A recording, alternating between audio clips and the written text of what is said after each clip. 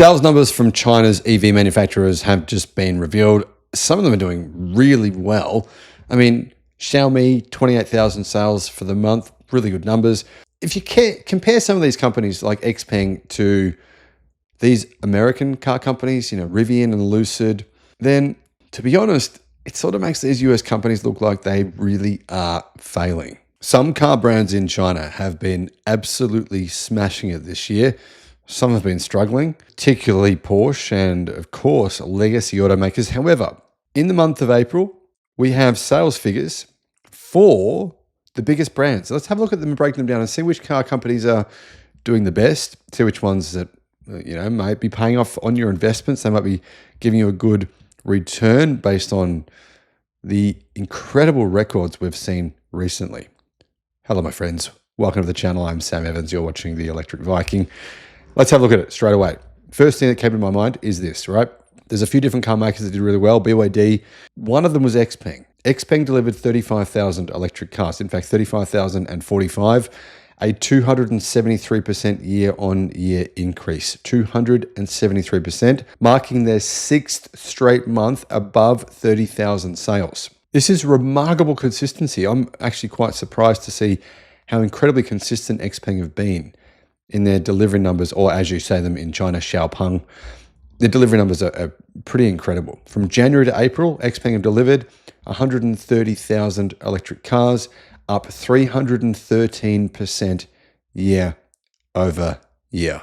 Now, as you guys know, yes, I do have an Xpeng. No, Xpeng doesn't pay me anything. Just confirming this with any of you guys commenting in the comment section.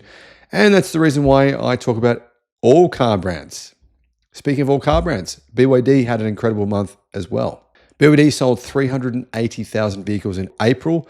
Their overseas sales hit a record high. And yeah, I mean, they're killing it. Have a look at BYD's numbers.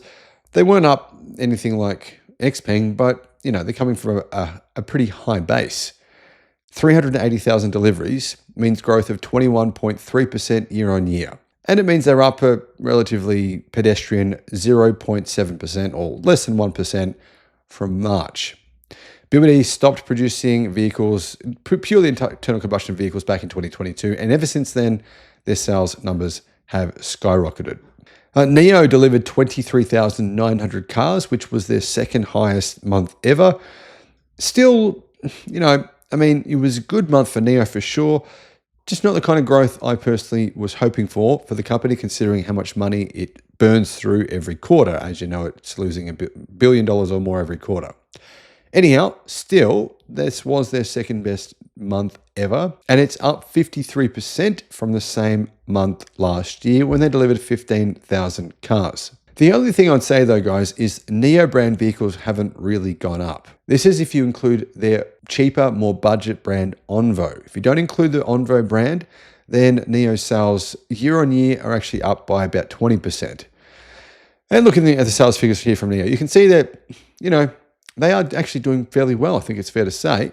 But like I said, they do spend a lot of money, that's for sure. Now, what about Zeekr? Zeekr also had a fantastic month. And I discovered that they're actually the #1 best-selling electric car brand in Russia. They're doing incredibly well in Russia. So, Zeekr delivered 41,316 vehicles in April. A little bit misleading, though. I'll get to why it's misleading in a second. Sales were up 1.5% from March. But the Zeekr brand delivered 13,727 vehicles in April, down 14.7% from the same month last year, and down 11% from March.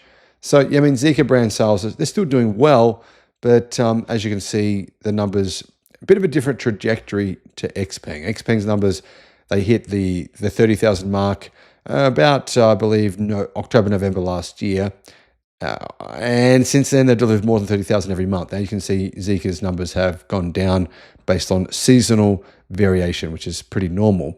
So how did Zeekr actually achieve 41,000 deliveries? Well, the reason is because they have now joined up essentially with Lynk & Co. So these numbers are a combination of Lynk & Co. and their plug-in hybrid sales with Zeekr and their fully electric car sales. That said, Zeekr will have some plug-in hybrids coming up very soon as well. Another successful month was Li Auto. Li Auto delivered 34,000 cars in April, which was growth of 31.6% versus the same month last year. So far this year, Li Auto has delivered 126,803 vehicles, which is growth of 19%, which is good, but not amazing. One other company that did similarly well as Xpeng, really the two standouts here from China this year have been Leapmotor and Xpeng, I think it's fair to say. Leapmotor delivered 41,000 cars, its second highest number in history. And ever since Leapmotor basically initiated their joint venture with Stellantis, they've also had some amazing sales figures. Those sales numbers meant that Leapmotor delivered 173.5% more vehicles than last year, the same month last year, when they delivered 15,000. So fantastic sales numbers here from Leapmotor. Now, unfortunately, much to my surprise, is, well, the numbers of NEV sales in China. 728,000 for the first 4 weeks of April, meaning NEV sales, a combination of plug-in hybrids and fully electric cars, were actually down 10% from the same month last year, which is a bit of a shock considering so far this year, electric car sales in China had actually grown by more than 30%.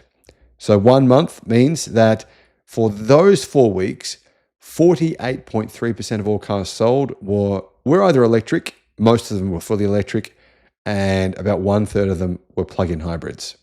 But as you can see, the winners, I think, for me, in my opinion, based on these sales numbers in the month of April, and probably even so far for the year of 2025, were clearly Leapmotor, Xpeng, and actually another company that we should probably talk about a bit more often now, even though they do sell a lot of internal combustion cars, and that's why I don't usually mention them. But now they're getting more into EVs, so let's mention them as well. Great Wall Motors. Great Wall Motors sold 100,000 cars in April, and their overseas sales contributed 32%. So, is this a good number for Great Wall Motors? Well, I mean, technically it was actually an increase of 5% versus the same month last year. But if you look at Great Wall Motors sales, they're pretty much flat. They haven't really gone anywhere or done anything for, well, about 4 years. Pretty flat over the last 4 years. But that's another company that's worth taking a look at. They've got some new electric cars. You can buy the Great Wall Motors Aura EV in Australia. It's one of the cheapest EVs you can buy. It's really good value, I think. Anyhow, that means Great Wall Motors has actually delivered 357,000 cars so far this year, a 3.6% increase year over year. Another car company, guys, worth paying attention though is Chery. And I don't have sales numbers yet for Chery, but Chery last year was the second fastest growing automaker in the world. They sold nearly 2.7 million cars. So you can see here, you've got Geely, fastest growing automaker in the world. Obviously, we should probably mention Xpeng there as well in terms of fastest growing automakers. Geely, in terms of the large conglomerates, Geely, Chery, and BYD, they're the ones that are really massively disrupting these legacy automakers and taking sales from Volkswagen Group, taking sales from BMW, taking sales from Mercedes-Benz in particular, Audi as well, but also from General Motors, Nissan, all these other legacy brands. Now, I should point out, though, I do think companies like Leapmotor and Xpeng are growing at such fast pace and innovating so quickly, bringing out so many good new models. We could see a similar thing happen with them as to what we've seen with BYD. Think about it, right? Back in 2022, BYD delivered only 400,000 cars. Fast forward, only 3 years later, we're looking at 3.5 million. It is feasible and possible that Leapmotor and Xpeng could do something similar. And the question is, would that then make them worth far more money than what they're worth today? I think it would. What do you think? Let me know in the comments.